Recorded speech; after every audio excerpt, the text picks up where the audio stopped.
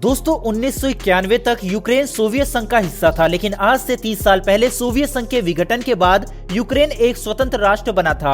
लेकिन फिर ऐसा क्या हो गया कि जो कभी एक दूसरे के लिए लड़ जाते थे आज एक दूसरे के खिलाफ हो गए हैं। आंकड़ों के हिसाब से देखा जाए तो रूस यूक्रेन से बहुत अधिक ताकतवर है। यदि रूस युद्ध की शुरुआत कर देता है तो यूक्रेन बस कुछ दिन तक ही रूस का सामना कर पाएगा।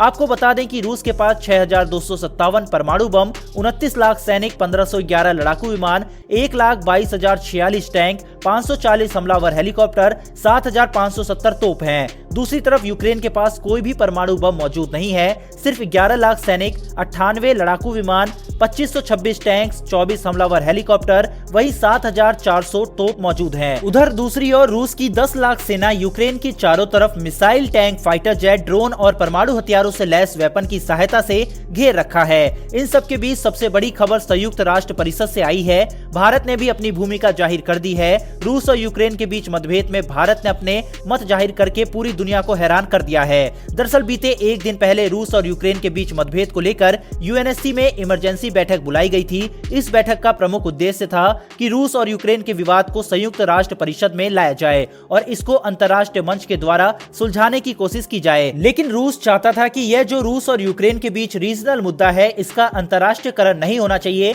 इस मुद्दे का अंतर्राष्ट्रीयकरण होते ही रूस का दुनिया में एक एग्रेसिव कंट्री के रूप में पहचान बनेगी और दूसरा, रूस यूक्रेन की जमीन अपने कब्जे में लेने के लिए हमला करता है तो उसका अंतर्राष्ट्रीय दबाव भी झेलना पड़ेगा। यही वजह है कि रूस नहीं चाहता था कि कभी भी यह मुद्दा संयुक्त राष्ट्र परिषद तक पहुंचे। वहीं आपको बता दें कि 1 फरवरी से यूएनएससी के प्रेसिडेंट रूस बनने जा रहा है और जब तक यूएनएससी का प्रेसिडेंट किसी भी प्रस्ताव पर अपनी सहमति जाहिर नहीं करता तब तक कोई भी प्रस्ताव पूरा नहीं हो पाएगा, चाहे प्रस्ताव पेश करने वाला कोई वीटो पावर देसी क्यों ना हो। वहीं भारत भी इस यूएनएससी का प्रमुख बन चुका है। लेकिन दिलचस्प बात 31 जनवरी की रात हुई, क्योंकि 31 जनवरी तक नॉर्वे इस यूएनएससी का प्रेसिडेंट था और अमेरिका ने नॉर्वे से कहा कि संयुक्त राष्ट्र परिषद में रूस और यूक्रेन के मुद्दे से संबंधित प्रस्ताव को लाया जाए। आपको बता दें कि यूएनएससी में 5 स्थायी मेंबर हैं, जिनमें रूस, अमेरिका, चीन, फ्रांस और ब्रिटेन शामिल हैं। इसके अलावा 10 अस्थायी मेंबर हैं, जिनमें भारत भी शामिल है, तो कुल मिलाकर 15 मेंबर आते हैं। अब यदि अमेरिका को संयुक्त राष्ट्र परिषद में रूस और यूक्रेन के मुद्दे को लाना है तो उसके लिए कम से कम 10 मेंबर की सहमति की जरूरत होती। इसके लिए संयुक्त राष्ट्र परिषद में वोटिंग हुई तो वहीं पर भारत ने अपनी डिप्लोमेटिक का एक ऐसा नजारा पेश किया जिससे दुनिया भी हैरान हो गई। भारत ना तो रूस का समर्थन किया और ना ही अमेरिका का, लेकिन भारत के वोटिंग न करने की वजह से अमेरिका संयुक्त राष्ट्र परिषद में 10 देशों का सहयोग हासिल कर पाया, जिसकी वजह से रूस और यूक्रेन के मुद्दे को संयुक्त राष्ट्र परिषद में पहुंचा दिया गया। 15 सदस्यों में केवल 4 ही देश वो थे जिन्होंने रूस का समर्थन किया, जिसमें रूस, चीन, घना और गैबान देश शामिल थे।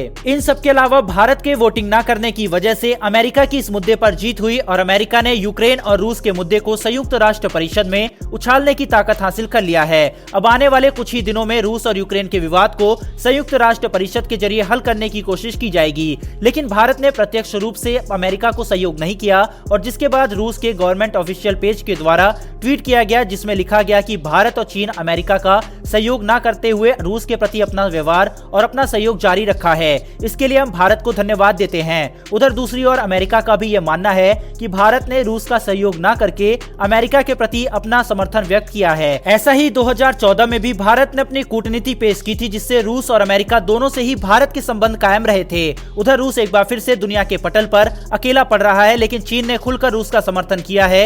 इससे रूस और चीन के बीच संबंधों में मजबूती स्थापित होने वाली है। चीन भी रूस को अपने पक्ष में करने के लिए काफी दिनों से जद्दोजहद में लगा था, जिसमें उसको आखिरकार सफलता मिल चुकी है। लेकिन यहाँ पर भारत की जितनी तारीफ की जाए उतनी कम है, क्योंकि भारत ने दोनों देशों में से किसी को भी नाराज नहीं किया और दोनों देशों को ऐसा लगता है कि भारत उनके पक्ष में है। फिलहाल दोस्तों इस वीडियो में इतना ही। आप इस खबर पर क्या विचार रखते हैं? क्या भारत को रूस का सहयोग कर देना चाहिए था या फिर भारत ने जो किया वो बिल्कुल सही था? इस पर आपकी क्या विचार है, हमें कमेंट बॉक्स में लिखकर जरूर बताएं। और अगर खबर पसंद आई हो तो वीडियो को लाइक करके चैनल को सब्सक्राइब करना ना भूलिएगा। फिर मिलेंगे ऐसी एक नई वीडियो के साथ। धन्यवाद। जय हिंद।